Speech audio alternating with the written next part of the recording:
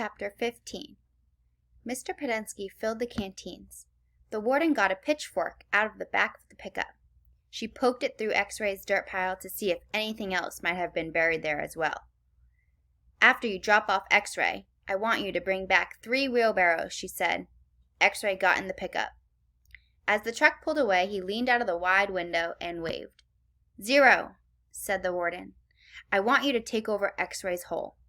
She seemed to know that Zero was the fastest digger. "Armpit and Squid, you will keep digging where you have been," she said. "But you're each going to have a helper. Zigzag, you help Armpit. Magnet will help Squid.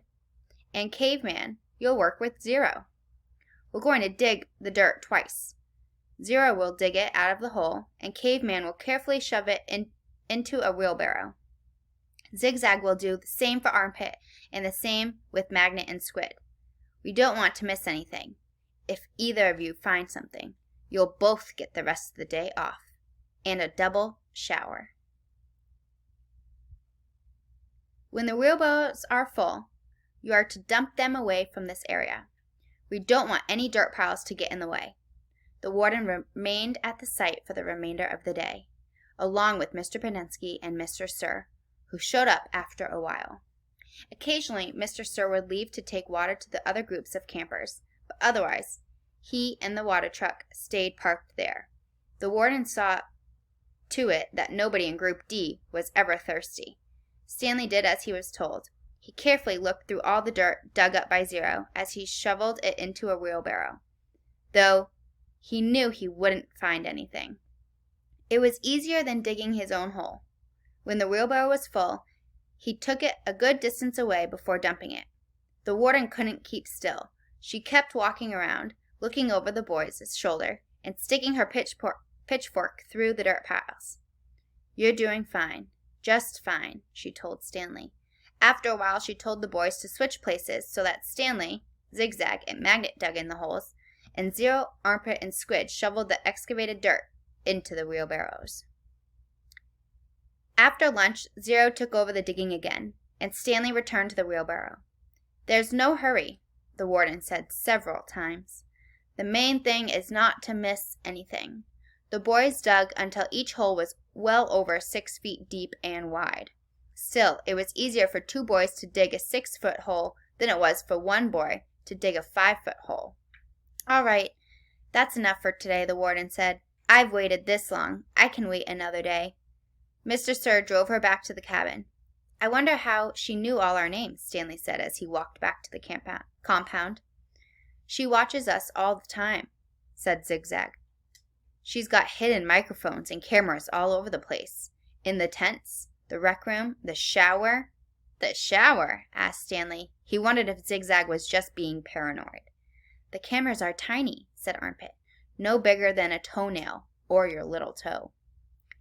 Stanley had his doubts about that. He didn't think they could make cameras that small. Microphones, maybe. He realized that was why X-Ray didn't want to talk to him about the gold tube at breakfast. X-Ray was afraid the warden might have been listening. One thing was certain. They weren't just digging to build character. They were definitely looking for something. And whatever they were looking for, they were looking in the wrong place. Stanley gazed out across the lake toward the spot where he had been digging yesterday when he found the gold tube. He dug the hole into his memory. Chapter 16. As Stanley entered the rec room, he could hear X-Ray's voice from all the way across the room. "See what I'm saying?" X-Ray said. "Am I right, or am I right?" The other bodies in the room were little more than bags of flesh and bones, dumped across broken chairs and couches. X-Ray was full of life, laughing and waving his arms around as he talked to. "Yo, Caveman, my man," he called out. Stanley made his way across the room. "Hey, slide on over, Squid," said X-Ray. "Make room for the Caveman." Stanley crashed on the couch. He had looked for a hidden camera in the shower. He hadn't seen anything, and he hoped the warden hadn't either. "What's the matter?" asked X-Ray. "You guys tired or something?" He laughed. "Hey, keep it down, will you?" groaned Zigzag. "I'm trying to watch TV." Stanley glanced uncertainly at Zigzag, who was staring very intently at the busted television screen.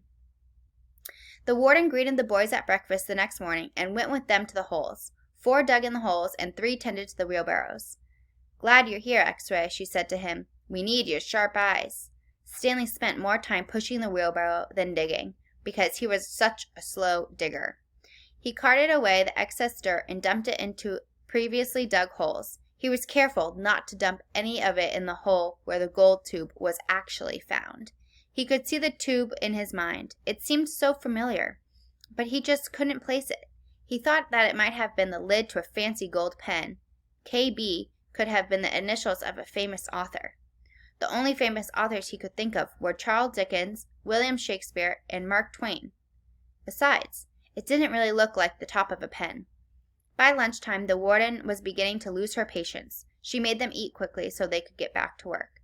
"If you can't get them to work any faster," she told Mr. Sir, "then you're going to have to climb down there and dig with them."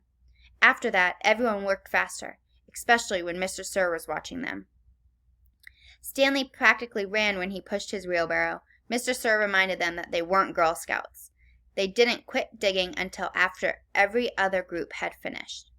Later, as Stanley sat sprawled across an unstuffed chair, he tried to think of a way to tell the warden where the tube was really found, without getting himself, or X-Ray, into trouble. It didn't seem possible. He even thought about sneaking out at night and digging in that hole by himself. But the last thing he wanted to do after digging all day was to dig at night, too.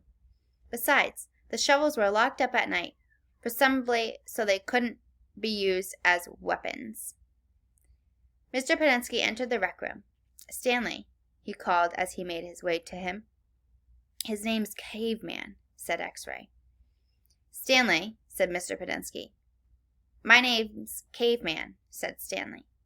"Well, I have a letter here for someone named Stanley Yelnats," said Mr. Penensky. He turned over an envelope in his hands. "It doesn't say Caveman anywhere." Thanks," Stanley said, taking it. It was from his mother. "Who's it from?" Squid asked. "Your mother?" Stanley put it in his big pocket of his pants. "Aren't you going to read it to us?" said Armpit. "Give him some space," said X-Ray.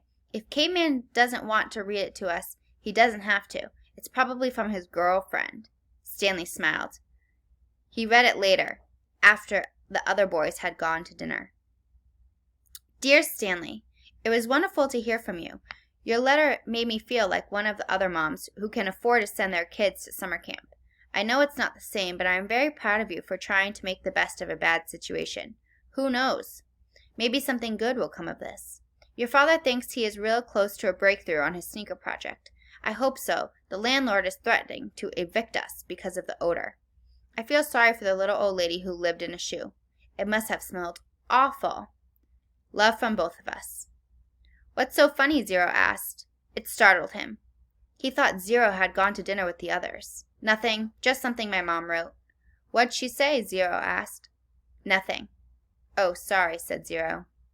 "Well, see, my dad is trying to invent a way to recycle old sneakers, so the apartment kind of smells bad, because he's always cooking these old sneakers. So anyway, in the letter, my mom said she felt sorry for that little old lady who lived in a shoe. You know, because it must have smelled bad in there." Zero stared blankly at him. "You know, the nursery rhyme?" Zero said nothing. "You've heard the nursery rhyme about the little old lady who lived in a shoe?"